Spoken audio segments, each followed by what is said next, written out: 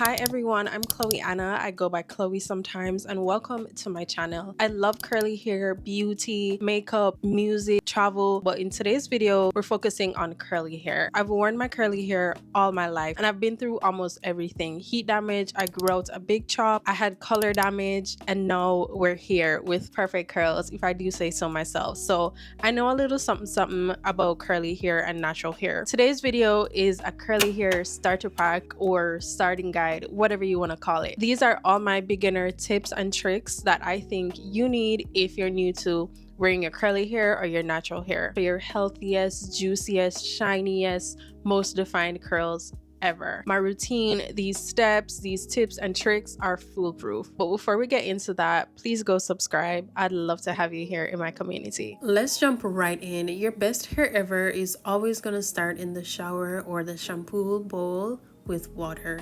Curls thrive on hydration, and water is the main source. It doesn't matter what your curl pattern is or your porosity, you need water. Start by completely drenching your hair in the shower for a few minutes, making sure it's fully saturated from root to end. For shampoo, if this is your first time doing a curly hair routine or just wanting a fresh start, go in with a clarifying shampoo. I love this one from Cecred. It's their clarifying shampoo and scalp scrub, which has been one of my favorites for 2 years now. It simply just works. It gently exfoliates the scalp, the edges, and it's amazing if you have an itchy scalp, if it's dry, and if your hair has buildup. The lather goes absolutely crazy on it, and a little goes a very long way. I always suggest being a little heavy-handed with shampoo though, just to make sure everything is clean and you have a great base. I am not a fan of just shampooing the scalp. I think that's pointless and stupid advice. Your hair is what gets dirty more, and if you wear your hair out a lot, it attracts so much from outside, dust, the elements, and if you're in humidity, bugs too maybe, which is gross but true. It brushes on things, it's exposed. Yeah, just go ahead and work the shampoo into every single part of your hair, especially your ends. This will make a clean slate for your conditioners and treatments, which are equally as important. Most people don't know this, but this is where your hair gets the most moisture. Everything else is simply sitting on the hair.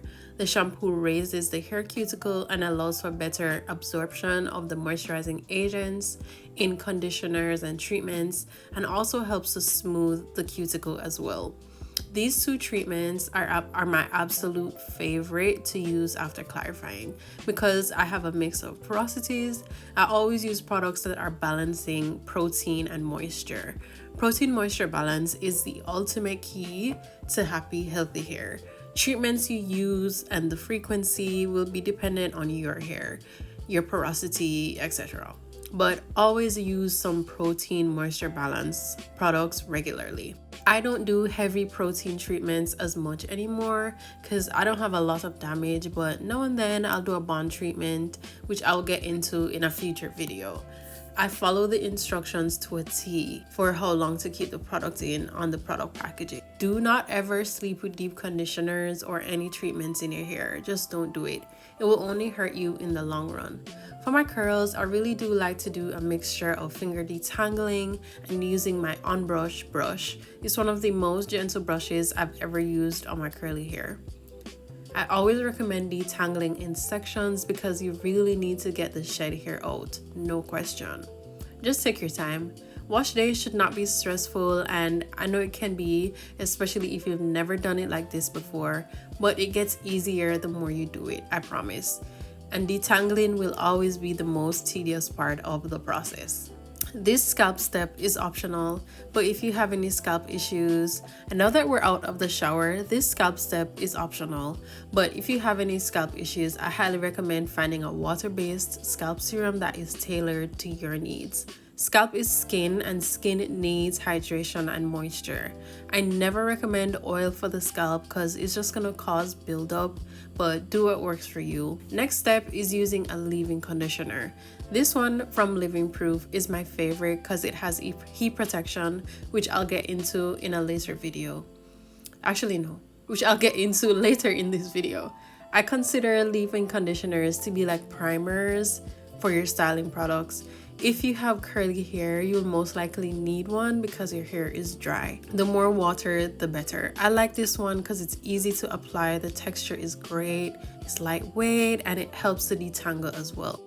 Choosing your styling product is dependent on the style you want to achieve. I'm a wash and go girly, so I almost always use gels for my wash and goes. I also love braid outs on my hair, so let me know if you want to see like an in-depth tutorial of how I do mine. But for now, I do have a video up on my shorts. With any style you do, you're gonna want to work in sections, and since I like a very defined wash and go, I take small sections and I work the product into my hair, defining my curls using my on-brush curl brush for definition and smoothing. This is highly recommended if you struggle with definition or you just need a little help with working through your hair faster. For my wash and go, I use my brush, I use my fingers, and most importantly, I take my time. Do not rush, especially for the first time. Now back to why heat protection is important. I always, without a doubt, recommend using heat to dry your hair. Air drying can damage the hair over time because leaving it to swell up can cause moisture overload and break the bonds in your hair. So I always use heat to dry, and I use quality tools. Cosmetologists recommend using heat, and you'll always see them using heat for a reason. Heat is not the enemy. I'm a big fan of synthetic oils for my hair. Here and there, I'll use an oil like a regular oil for fragrance and shine as well. This is also optional, but if you're extra like me, or if you have a gel cast, like that crunchy feeling on your hair after styling, go for it, just apply. This step is also optional, but for me, stretching my curls gives me all the shape and the length and volume that I want, but still keeps my curls and definition intact. And if you hate shrinkage, I definitely suggest giving this a try. These are my final results from my wash day. My curls are soft, juicy, defined, but there's still hold and frizz protection. I definitely say all these steps are worth it. Don't forget to subscribe, leave me some comments down below, and feel free to ask me any questions you have. Everything that I use, including a full breakdown of all the steps, are gonna be in the description box. I hope to see you in my next video. Bye.